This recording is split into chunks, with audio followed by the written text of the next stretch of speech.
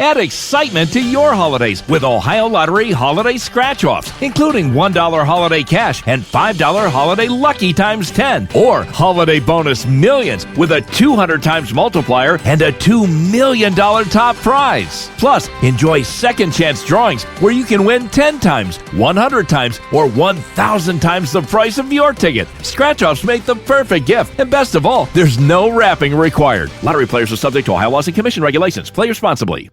Welcome to Mind Love, episode 206. Today's episode is all about raising curious, well-educated children outside the conventional classroom. Whether your kids are in school or not in school, that it's ultimately a parent's responsibility to make sure their kids are getting the best education possible. With unschooling or more of these self-directed approaches to education, I think the key, for example, when you have little kids and young children, is just to support their natural curiosity. I mean, they're so eager to learn. They're always asking questions. They're always asking why. They just absorb their environment. And so the key is really just to provide those resources and opportunities for learning and discovery. And then that natural zest for learning will really just continue through later childhood and adolescence. Turn up your frequency with Mind Love. Bite-sized brain hacks for seekers, dreamers, and doers. It's time to give your mind a little love with your host, Melissa Monti.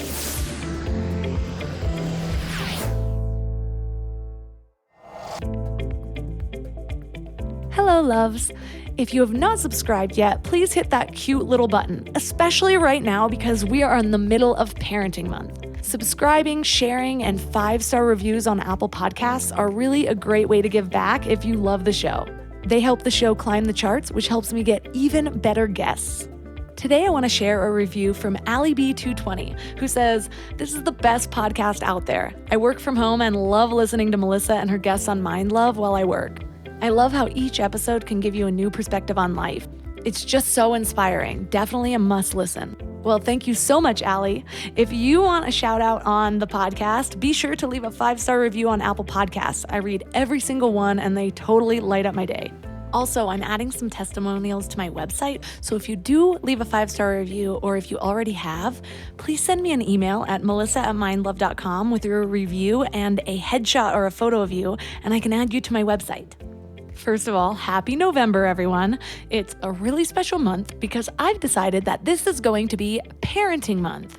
Now that I'm momming, as I call it, I have been diving into a ton of child development books, and what I'm learning is fascinating. What I didn't expect was how much learning how to care for my baby and foster his growth was going to help me in my own personal healing and growth. One thing I've realized is that so many of the things I'm learning about raising him, like communication, how to teach him, how he learns, all of those things are also relevant to how I deal with my own inner child. The way I speak to myself is so similar to how I should speak to him, or connecting through emotions before logic, or letting curiosity lead. While I'm raising my own child, I'm also healing my own inner child. How cool is that? And speaking of letting curiosity lead, as with any new phase of life, I am completely engrossed in child development and how those skills can also be relevant to other areas of my life. So of course, my first thought in reading some of these books is, how can this information help other people? And can I get this author on Mind Love? Of course I can. So I have decided that November is all about parenting. It's Parenting Month. So if you know any new moms or experienced moms who just want to spice up their family lives, and by spice up, I mean find calm and peace and deeper connection, share this with them. Tell them to subscribe so they don't miss an episode. If you're not a parent, there is still so much to learn from these episodes. At the very least, they'll give you food for thought if you do have a baby. But some of the stuff I wish I knew before I had Brave. And if you're not planning on having children, like I said before, there is a wealth of information on how to take care of yourself. Because after all, healing your inner child is all about reparenting yourself. Healing in general is about reparenting yourself, and dealing with your real child or your inner child is pretty similar. One of the things that many parents got thrown into this last year was homeschooling. whether they're doing it completely on their own or it's a hybrid of online and home work. I cannot imagine how overwhelming this was for most parents. It partially sounds terrible, but honestly, the more I think about it, the more it seems like it's probably the path I'm going to take. Spending the last nearly 4 years reflecting on my life, what I know, what I don't, what I need to relearn, it has all really highlighted for me that 99% of my schooling was a complete waste of time. We learn fake history. We learn math that most of us will never use after high school. We learn how to make dioramas. Why? We dissected a frog, which is not only gross, but bordering animal cruelty. And also, when have I ever needed to recall the periodic table of elements? So much of what we learn is just obsolete because of how accessible technology is today. I can quickly calculate any math problem on my phone, and I can ask Alexa anything else I need to know offhand. And then on the other hand, most of the things that have been pivotal for a successful life, I had to teach myself. Like critical thinking, which I am pretty sure is not taught in schools on purpose. How to manage money or how to grow wealth. Mental health, coping skills, negotiating, how to spot a scam, how to communicate in social situations, cooking, finding balance. I could keep going. I wonder what my life would have been like if I had started adulthood at 18, already equipped with all this knowledge. And like I said, I honestly think we're not taught a lot of these things on purpose. My theory is if we know these things, we're harder to control. We're less likely to be stuck in a cubicle for 40 hours a week for 50 years, and we might notice injustices and actually try to change things. Or maybe I've got my tinfoil hat on, and maybe it's just incompetence of the school system. But either way, something's got to change. And one thing I've learned is no one is ever coming to save me. The only way to make change is to do it ourselves. When I've previously thought of homeschooling, what seemed so overwhelming was having to relearn all of these useless things so I could adequately teach my child. And if I'm being a teacher all day, how will I make time for anything else? But what I'm learning now is that homeschooling doesn't have to look anything like school looked like for us. It's actually better if it doesn't. I don't need to teach most of the things that I've realized are useless. Public school is a whole system. It takes, on average, 20 years to update curriculum. If I'm homeschooling, depending on state regulations, of course, I have a lot more freedom to teach my child what I think will best equip him for a successful life. And that's what I plan to do. If you have kids and you're like, okay, all great points, Melissa, but I have to work and I just don't have the luxury of not sending my kid to school. Totally understandable. And I still wouldn't skip this episode because, number one, you never know if you'll get thrown into homeschooling again. And number two, there is a lot to be learned in structuring the time you do have with your child. And if you don't have kids, you might just find a lot of insights into your beliefs about yourself. School tends to craft a certain kind of child. And those who don't really fall into that mold often come out feeling stupid or slow. And often, those that suffer most are the ones who started out as the most creative or energetic or outside the box. But because of how standardized and test-driven schooling has become, it just dims their light. So today we're going to be talking about some alternatives to education and how to foster skills that are actually helpful in the age that we're living in. Our guest today is Kerry McDonald. She is the author of Unschooled, Raising Curious, Well-Educated Children Outside the Conventional Classroom. And her most recent ebook is the 2021 Curious Parents Guide to Education Options. So 3 key things we will learn are how school suppresses a child's natural learning, myths about literacy and teaching children young, and better ways to help a child learn literacy, numeracy, and socialization. But before we get started, I want to invite you to wake up to the morning mind love. Every weekday morning, you just get a little inspiration to set your tone for the day and give you something positive to focus on. Think of it kind of like a short note from your higher self. It is also a great thing to share with your children. I had a subscriber share with me that she shares the morning mind love with her kids on the way to school every single day, which obviously made me so happy. Plus, when you sign up, you get 2 free gifts, a 30-minute binaural meditation and 30 days of self-reflective journaling prompts to help you grow. And it's all completely free. So join over 9,000 people and go to mindlove.com to sign up.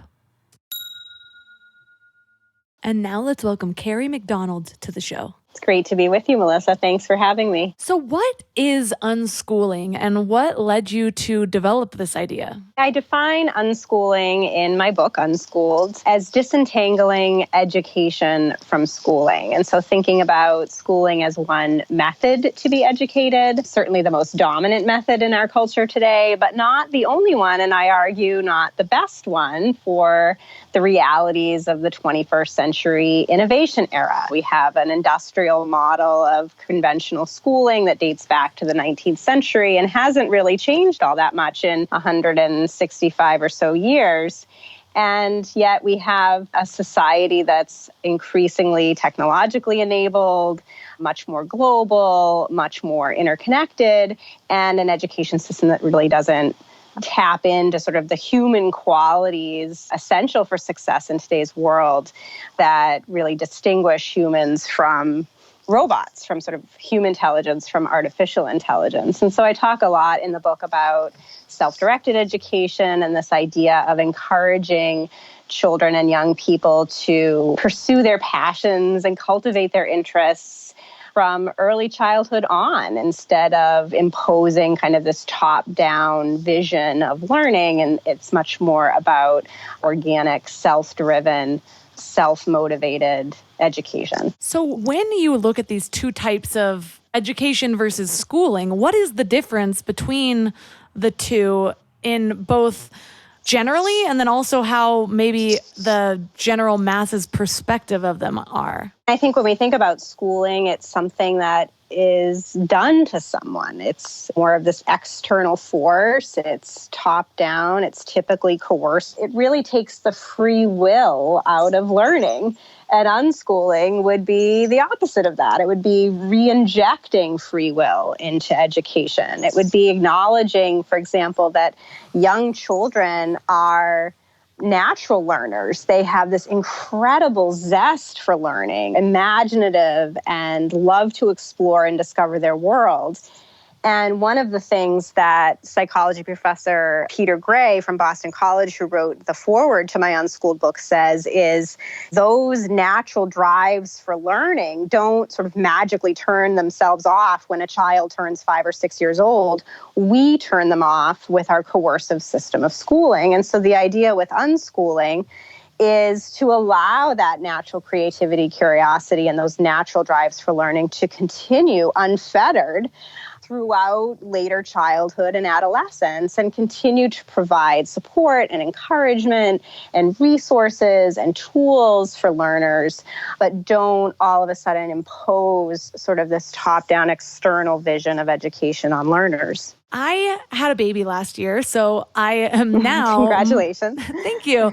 More intrigued about schooling in general. And I remember back when I was in school, I first of all kind of recognized while it was happening how school was demotivating. I remember getting a few seeds of knowledge just about how similar our school structure is to the prison systems in some cases. I remember watching this kind of mini documentary on, if you look at the schools within different areas, you'll kind of see how they cater to what the output is supposed to be. For example, in really wealthy communities, there's a lot of more freedom that goes into the day of a child versus if you go to a school in a low income area, a lot of times there'll be even barbed wire on the schools, there'll be security systems, they're very much bell oriented.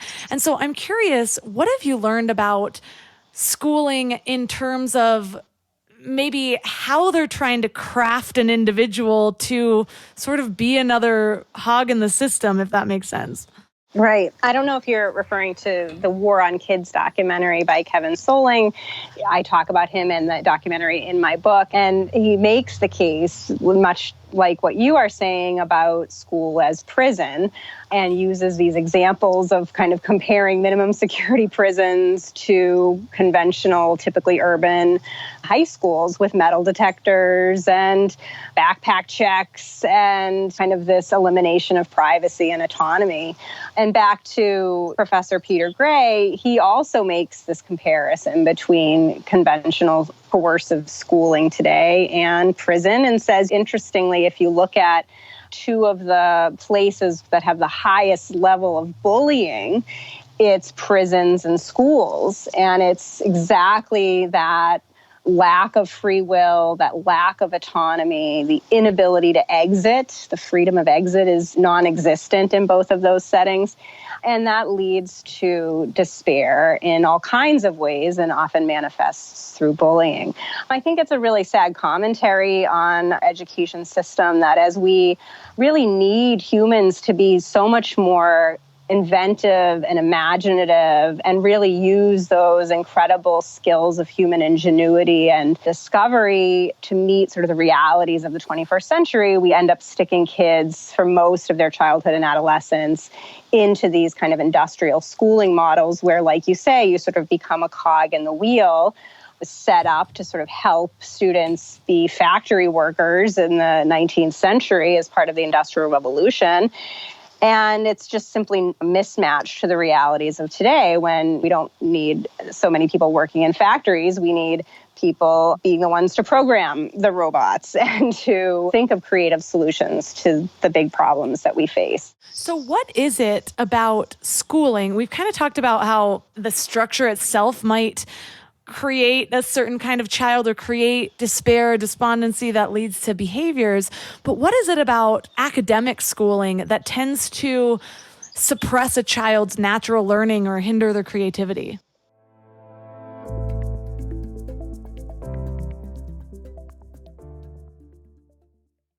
Before we go deep today, I want to give you a little gift, and I want to give it to you every single day. It's called the Morning Mind Love. I know how life can be. You're all fired up after an inspiring episode, and then a new day or a new challenge comes at you, and it's just hard to keep up that energy. Well, the Morning Mind Love is kind of like an oracle from your higher self to help you start each day with a positive focus.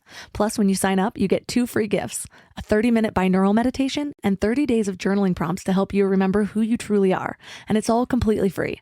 So join over 9,000 people and go to mindlove.com to sign up or text the word morning to 33777.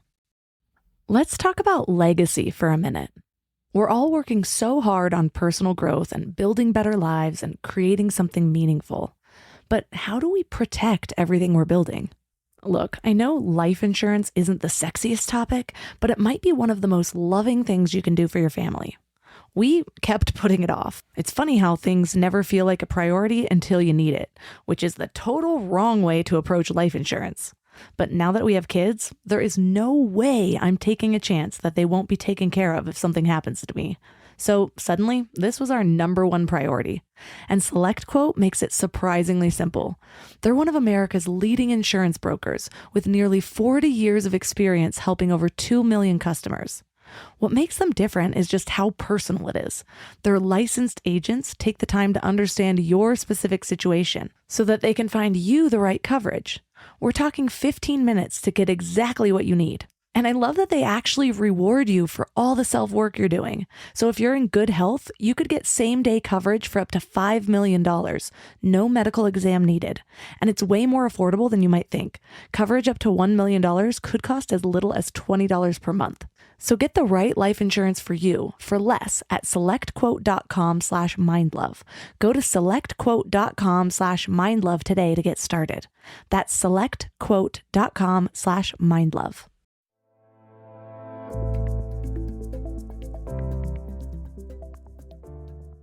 What is it about academic schooling that tends to suppress a child's natural learning or hinder their creativity? Yeah, I think it again is this idea that you are subject to someone else's vision of learning. You end up having to conform to the norms of school and sort of play the game of school. I talk a lot about this in the book, that children learn very quickly in the early years of schooling that their own originality, creativity, and curiosity don't matter within the context of conventional schooling, that they end up having to really conform to the demands of the teacher and the classroom. And this has become even more apparent really over the past couple of decades, beginning with the passage of the No Child Left Behind Act at the turn of the millennium, and the focus on core competencies, curriculum frameworks, Common Core, and standardized testing that actually sort of doubled down on making schooling much more rigid, much more standardized, much more test-driven. So sort of the opposite direction that really we should be going in if we think about the 21st century innovation era. It's really been a step backward. And I'll give you one example. When we think about some of the impacts of No Child Left Behind and its reauthorization over the past couple of decades, it's really pushed developmentally inappropriate core competencies to ever younger ages. And so, for example, Daphne Bassick is a professor at the University of Virginia. She found that in 1998, only about 30% of kindergarten teachers expected children to learn to read in kindergarten. And just 12 years later, by 2010, that number was 80%. And so, just in this short period of time, there's this changing expectation around what 5-year-olds need to be able to do in a classroom. And much of that really being triggered by this focus on core competencies and pushing down academic expectations to ever younger ages.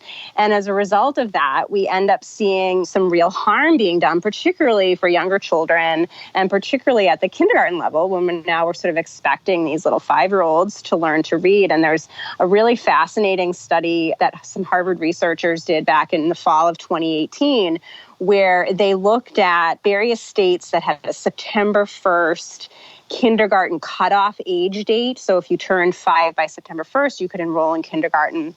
And what they found was that for children that were born in August, and so would be the youngest kids in their kindergarten cohort, they were 30% more likely to be diagnosed with ADHD than children born in September who were about to turn 6. And you're a mom, and you've already seen, I'm sure, just a tremendous growth that's occurred in the year that your child's been developing. And most parents would realize that a year makes a very big difference in early childhood, and a newly minted 5-year-old really just can't do the things that almost 6-year-old can do, particularly when it relates to sitting down, staying still, being attentive, doing kind of desk work, listening to the teacher, following instructions. Much harder for a new 5-year-old to do that as opposed to an almost 6-year-old. And then so unfortunately, these kids are then being labeled as attention deficit hyperactivity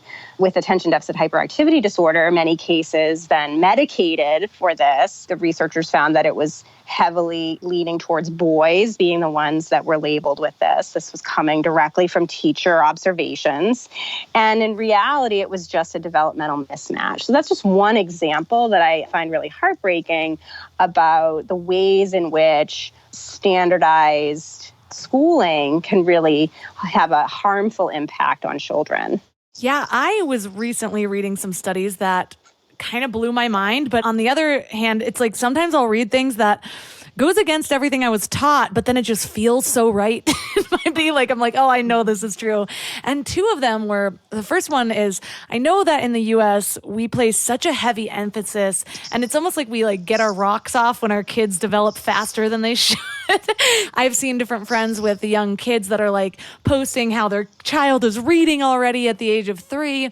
And one of the studies I read was actually showing that in larger sample sizes, children that are pushed to read early, yes, they might read early, but when you test them a decade later or something along those lines, their literacy is actually lower than the literacy of children that might have learned at a more appropriate, age-appropriate time for that skill. The ways in which natural literacy develops, I go through a whole chapter on natural literacy and developing reading skills in the book.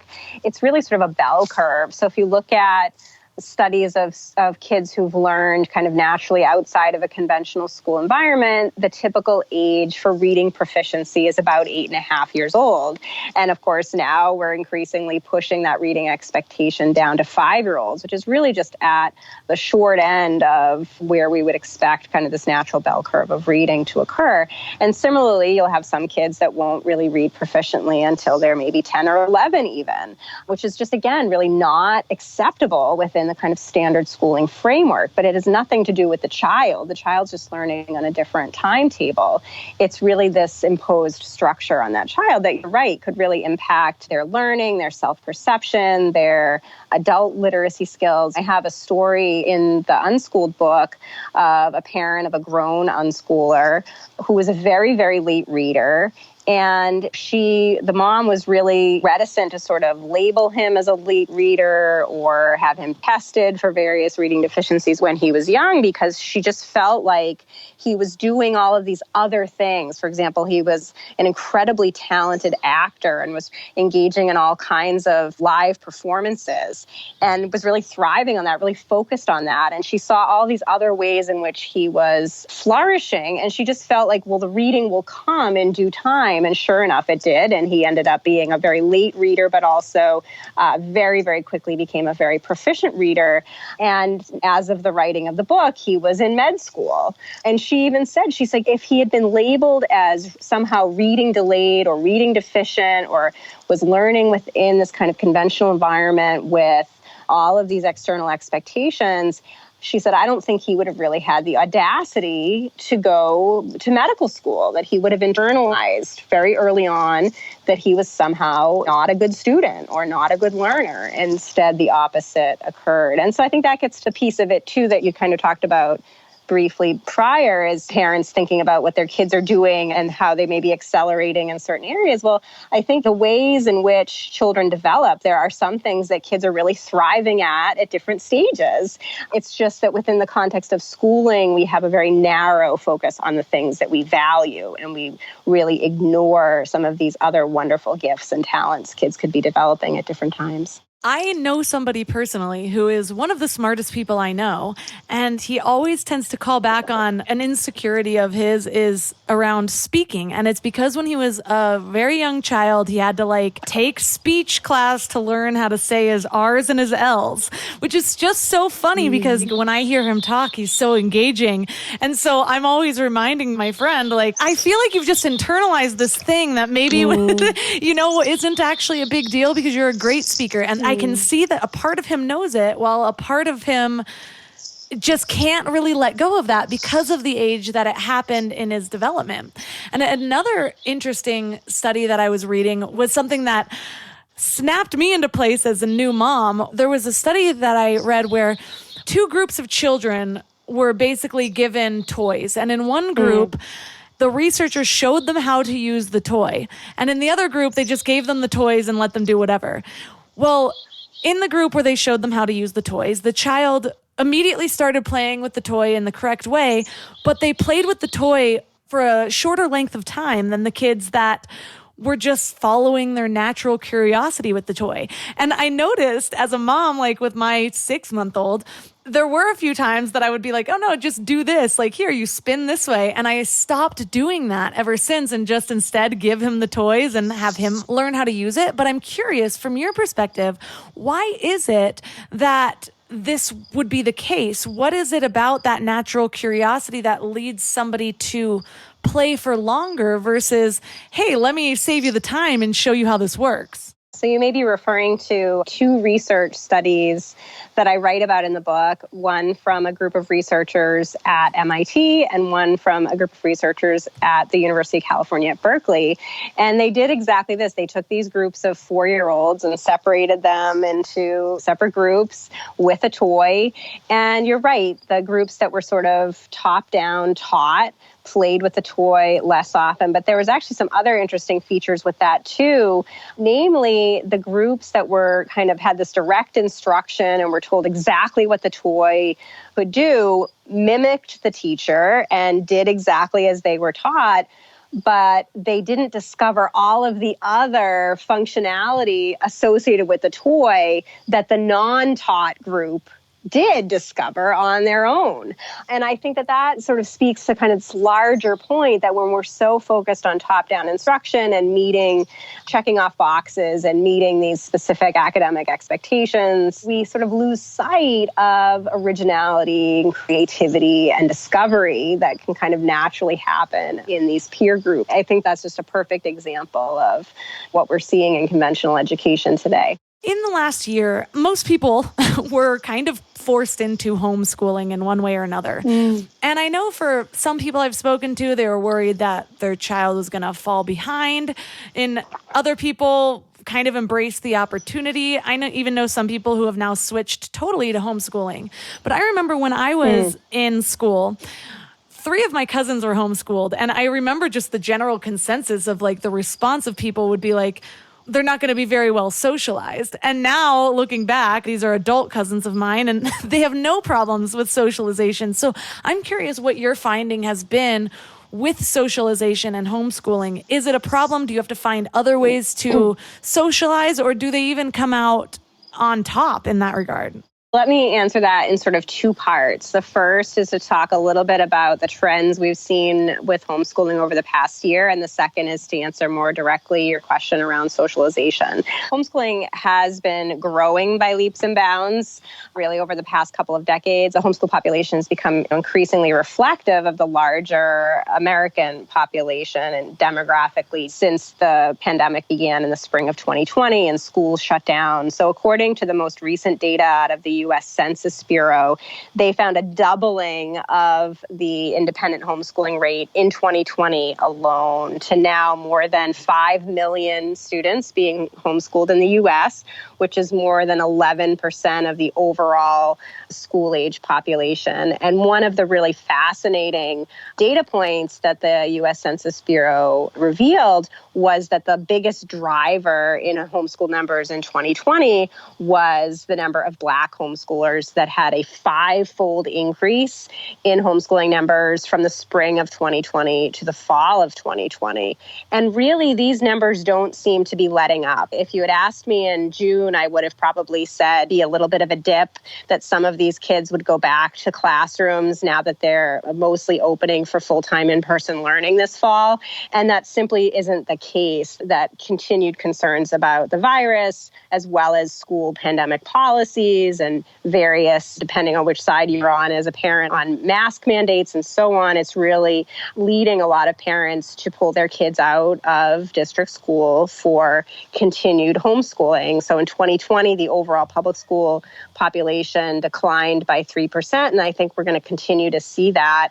In fact, some locations, including Texas and Virginia, are seeing even more interest in homeschooling this year than they did last year, when, of course, we had these record increases. So I think we're going to continue to see the rate of independent homeschooling grow as more people discover that there are these alternatives to conventional schooling and that homeschooling isn't what they thought it was. This sort of gets to your second point here about what is kind of contemporary homeschooling. It's really an umbrella term that captures all kinds of innovative educational approaches. For example, we saw the term pandemic pod appear in 2020 as parents realized they wanted their kids to have some social interaction and in these kind of small, safe learning environments. And so they got together with other families to create these pandemic learning pods. And of course, that's sort of a modern twist on the time-honored notion of homeschool co-ops that have been around since the dawn of the modern homeschooling era. So that is taking off, and more families are realizing they have all kinds of resources available to them, and they can collaborate really successfully with other families and hire teachers or rely on tutors and mentors to be able to make homeschooling work. You've also seen this explosion in education entrepreneurship over the past year, and various startups and visionary entrepreneurs and educators creating these new learning models that really help families to be able to make this work. So it's not sort of this stereotypical vision of a parent, typically a mom, sitting around a kitchen table with textbooks teaching their kids. It's a much more community-based, immersive learning experience that's collaborative and that involves all kinds of teachers and facilitators and mentors and peers in one's community.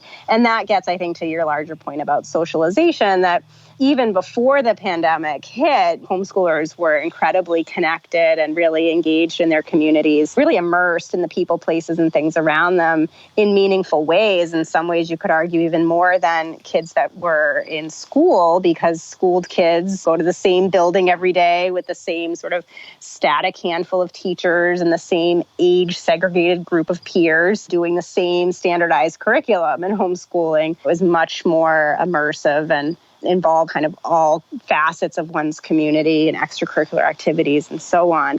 And there's some research to back this up. Daniel Hamlin is a professor at the University of Oklahoma, and he looked at kind of the socialization aspect of homeschoolers, or what he calls cultural capital, which is how sort of connected are students to their larger culture. How are they interacting with some of these people, places, and things around them? And what he found was homeschoolers are much more likely than their schooled peers to go to a library, a museum, cultural events, musical events, bookstores, zoos, and so on. Much more likely as a homeschooler to do those kinds of things than children who are in school. This stereotype of homeschoolers as sort of isolated and disconnected from peers and others in their larger community really is just a stereotype. I don't think it was ever true, but it's certainly not true in the 21st century.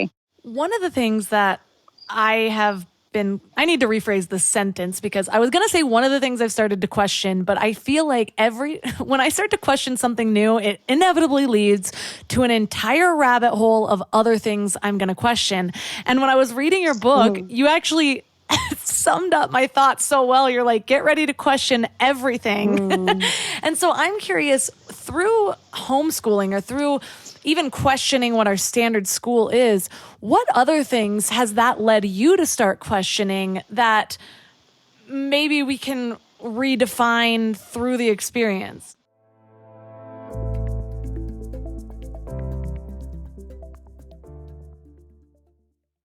I don't know why it took me so long to invest in good bedding. I resisted it for years, but something flipped in me about 3 years ago. And now I'm basically a pillow connoisseur. I've tried them all, and I get weirdly excited about good bedding. Because here's the thing, we spend a third of our lives in bed, and the quality of that time affects literally everything else, which is why I'm so excited to tell you about my latest obsession, Lagoon Sleep Pillows. What sets them apart is their matching system. You take a quick 2-minute quiz about your sleep style and your preferences, and then they match you with your perfect pillow. I was matched with their Otter pillow, and I am so impressed. Lately, I've just needed more support, and this seems to cradle me in all the right places. I'm also low-key obsessed with their travel pillow, which I use for way more than just travel. I actually hug it, use it as leg support, and of course, take it on trips with me. Well, the secret is in their adjustable fill. You can add or remove it to get that perfect alignment for your spine. A study even found that the right supportive pillow can improve sleep quality by 63%.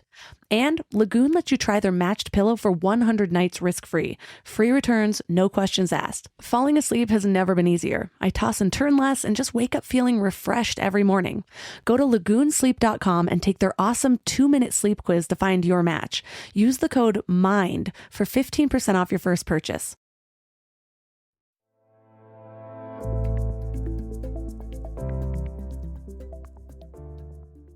What other things has that led you to start questioning that maybe we can redefine through the experience? One of the things with homeschooling or thinking about alternative education approaches, one of the things it does is help you to sort of see, well, what else is sort of this default approach or this default perspective that I've never really thought about before? Like, why do we do this certain thing? And I think for me, and I had always been a bit of a questioner and kind of always challenged assumptions. For example, my husband and I chose a non-traditional destination wedding in Hawaii back in 2001. We already were sort of challenging kind of what everyone did and having like a big wedding and so on. So there were those seeds for me already to sort of not just automatically follow the crowd and really think about why it is we do certain things. But yeah, with homeschooling and thinking about alternative education more generally, it really takes that to a whole new level and really helps me to think more generally, be much more of a critical thinker, much more of a questioner about kind of societal norms, or thinking if there's something that everybody's doing, let's look at that a little bit more closely. Let's sort of think about, is that the right approach, or could there be some alternatives to that pathway? So when we are maybe considering the homeschooling approach, deciding on curriculum, deciding what we're going to teach, what does that look like for the average person? There are a lot of things that I look back on my schooling and I'm like, I did not need to learn that. And so do you get to just take things out and redefine what is important as education for your child? Or how do you kind of fit with the standards, fit with the laws in your area while also creating something that you think is important? Or are you even allowed to do that? Such a good question. One of the key points that I make in the Unschooled book is to say that parents are the ones who are ultimately responsible for making sure that their children are highly educated, making sure that their children are highly literate and highly numerate and have the skills for success in today's world.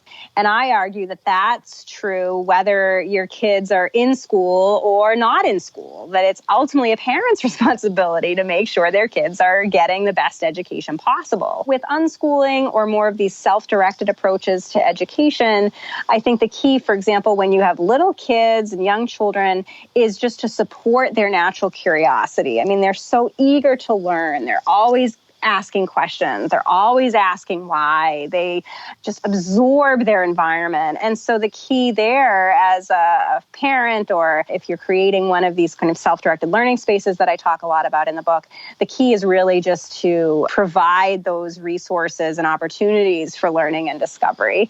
And then that natural zest for learning really just continue through later childhood and adolescence. And I think one of the key points that I try to make in the book is that it's not that unschooled kids won't do formal learning, won't do sort of textbook-based classes or take tests or do what we would consider more traditional learning. It's just that they're choosing to do that. And I use the example in the book of my older daughter, who discovered a real love for Korean language and culture. She discovered this through her passion for martial arts and was taking martial arts classes several times a week, and then became more and more curious about Korean history and language and customs through that. And so she started doing some Korean language learning through Duolingo.com, which is a free online language learning software. And she wanted more. She wanted something that was a little bit more challenging. And so I was able to post to my local community group, community social network group, and ask if there were anybody in my city, I'm in Boston, Massachusetts, who would be a Korean language tutor for her. And then we found a wonderful native South Korean tutor who she's been with now for several years, who she meets with several times a week and is really becoming fluent in Korean language. And that's just a perfect example of something that we would think of as very academic. She has a textbook that she uses, she has quizzes and tests, and she has the things that we would consider as traditional learning methods. But the whole process is really self-driven, and it's focused around her passions, her goals, and her interests. And the other reason I really like that example, this Korean language example as well, is you'll often hear people say to homeschoolers, well, how do you think you could teach your kid calculus? Or how could you make sure they're learning all, chemistry and doing these kinds of things? And the answer is you don't have to be the one teaching calculus and chemistry. You, as the parent, are facilitating that process and are using these vast community resources that are so much more abundant now with technology and virtual learning and online tutors and so on. As a parent, you're just connecting your child to this vast network of learning resources. So you don't have to be the one doing the teaching directly. You're really connecting them. I mean, I don't know Korean language, and I wouldn't begin to be able to teach my child Korean language, but I can be that facilitator and connecting her to the people who can help her. And that leads me to the question, do we need to know calculus? Like when I was in school, calculus was an elective. You had to basically be in advanced math and pass to be able to go to calculus, which I did. And I did learn calculus. And I don't know anything about calculus now. I never once touched it again. Same with chemistry. It's like chemistry wasn't an interest of mine. And so, I mean, I guess you can consider baking chemistry, but I didn't need to learn any of that chemistry to understand what parts of chemistry I need to know now. And so when you are deriving that curriculum, are you allowed to just leave those things out? Calculus is one of those things that it can be optional in conventional schools as well. And it just comes down to what a child's specific goals are. For example, if they want to attend a competitive college or they want to focus on kind of a STEM field when they're in college, then they may decide to pursue kind of a traditional path with math that would end up being kind of culminating with calculus training in their senior year. There's research that I cite in the Unschooled book that I think is really interesting. It's a survey of grown unschoolers and found that most of these unschoolers, when they hit kind of their teenage years, would take community college classes. They would often enroll through dual enrollment procedures that are available through most community college networks, where they would be a homeschooler for high school as well as enrolled in community college. And they would take college classes there and build up college credits. In many cases, transfer those college credits to a four-year university, sometimes end up with an associate's degree when they're 18, while their same-age peers are getting a high school diploma, and then be able to matriculate into a four-year university as a sophomore or a junior, saving all kinds of money on higher education expenses, as well as having a really good sense of maybe what they're interested in and what they want to major in. That was, I think, a really interesting finding about grown unschoolers. Another tidbit that I really liked from that particular survey of grown unschoolers, they found that more than half of these adults were working as entrepreneurs in fields connected to interests that they began developing in childhood and adolescence. So again, that sort of freedom to pursue your own interests, develop your talents, discover your gifts, and then be able to build a career, a lifestyle around those passions and gifts. Right, because I did find value in getting introduced to a broad number of subjects so I could see which one I found most interesting. But I do feel as though I could have figured that out much earlier and in a way that wasted a lot less of my time. And now that I have a baby, I'm learning about what the Montessori method means, and so much about it's like follow the child. And that doesn't necessarily have to be just when a child is really young. It's gotten me to think about even my day-to-day, like, okay, in my business, what part really interests me? Which parts don't I like to do? And can I outsource those? And so, but it's funny because I never used to think this way until I became an entrepreneur. And in entrepreneurship, there's just so much that I've questioned about what is right, what the right way to be is. And I never really felt like I fit into that corporate daily life. I was just a rebel. Like I want to be late or just to like rebel against authority just because.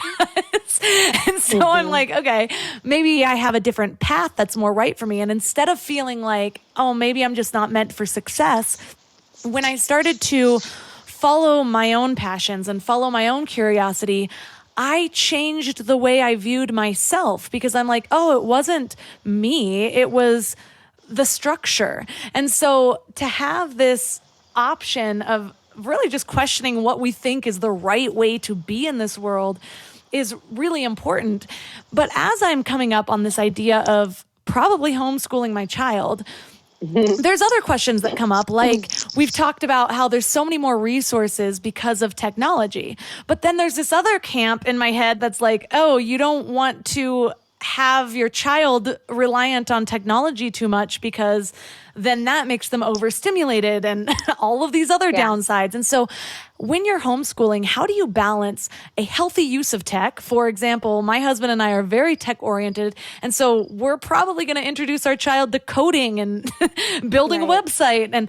And so where's the line of that being a downside and overstimulating them versus giving them a head start or helping them develop a skill that's obviously going to be so useful in their futures? Let me first address kind of your initial point and then get to this idea of digital balance.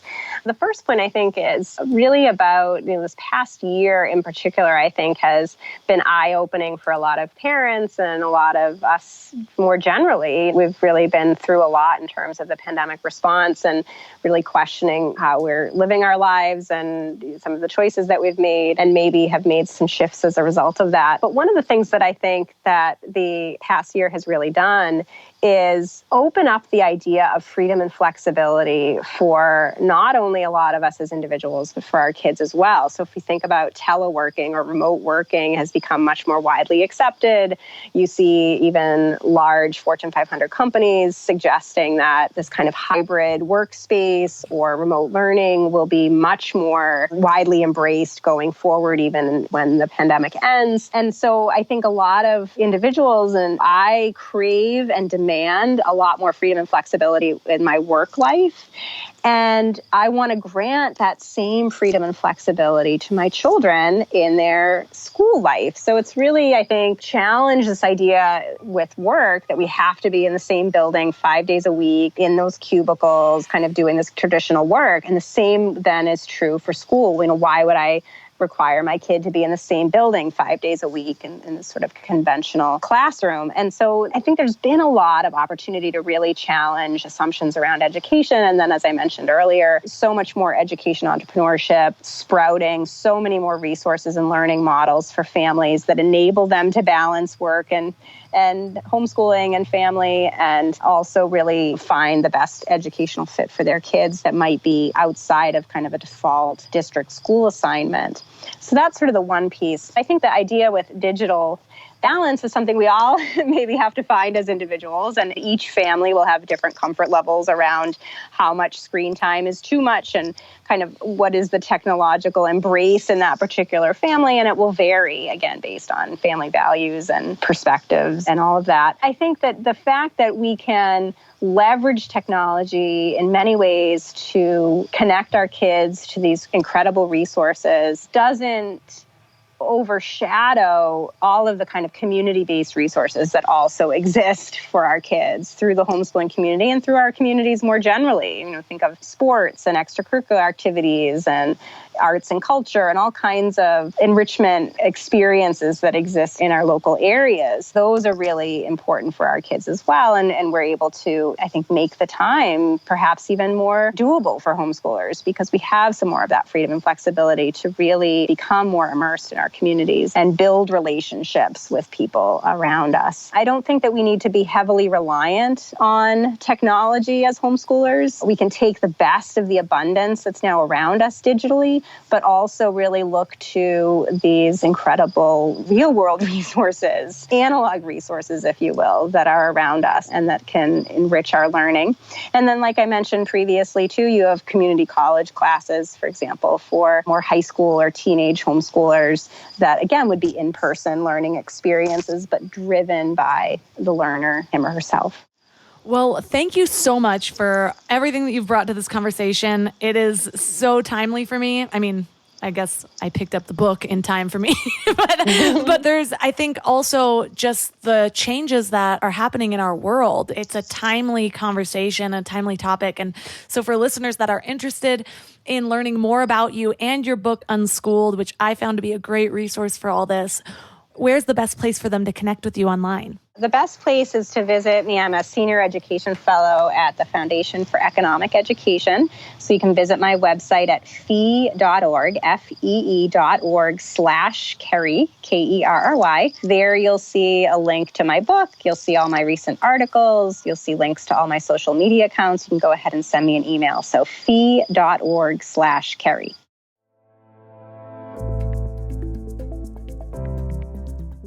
All of the links to this episode will be at mindlove.com/206. Your challenge for this week is to list 5 unconventional ways that you can teach your child something. Maybe it's going on a hike and exploring the plants that you see. Maybe it's taking them to a museum. Maybe it's inviting your child into the kitchen while you cook. Or depending on their age, maybe it's watching an educational documentary together. You could also sign them up for another program that's going on led by somebody else, so it doesn't always have to be you teaching them. There are so many ways to add this idea of homeschooling in, even if your child does go to a conventional school. I am actually pretty excited because in the last year and a half, I've just had this looming realization that, yep, I'm gonna homeschool Bravery. I am not sending him to public school. But on the other side of that, I'm sitting there thinking, how am I going to have time for that? How am I going to have to structure my home? How am I going to have to structure my days? And what I'm realizing is that this structure that I imagine in my head is just created through the conventional school system. And the structure I have at home doesn't have to look anything like that. It can look a lot more like just integrating my child into more of the family activities or more of the responsibilities around the home. I also plan to teach my child entrepreneurship, how to build a business online, how to be free of the conventional corporate structure. My husband is really excited about teaching him how to snowboard and ride BMX. I am equally excited to teach him yoga. And so there's so many things to be learned just by incorporating your kid into your own daily activities. And I would love to hear some examples of what you guys are doing, maybe new ideas that have come up through this episode, or if you're already homeschooling, share things with me because, like I said, I am down this path. This looks like it's going to be my future, and I need all the learnings I can get. So I am definitely open to hearing what you're doing at home that's working for you. And share that with me on Instagram at MindLoveMelissa. If you found this episode helpful, please take a screenshot and tag Mind Love Podcast and share it on Instagram, or just share it with a friend. Like I said, this whole month is going to be around parenting and how to be a calm parent, how to raise a self-disciplined child. There's so much good stuff that's coming this month, and I think it's a lot of stuff that most parents will find helpful. If you want all the backlogs of premium episodes, please subscribe to Mind Love Premium. You can do that at mindlove.com/premium, or you can now do it right there in the Apple Podcasts app. I do prefer doing it through my website because Apple loves to take like 30% of your income, but I am just grateful for whoever subscribes anywhere, however it's easiest for you. Other ways to support the show are by supporting one of my amazing sponsors. I absolutely love them all. It's a win-win. You get something and they keep sponsoring me. And the final way to support the show is just by sharing or to leave a 5-star review on Apple Podcasts. And that's all for today. So thanks for giving your mind a little love today, and I'll see you next week. Thanks for tuning into Your Higher Frequency with Mind Love. Head to mindlove.com for a free gift to keep your vibes up until next week.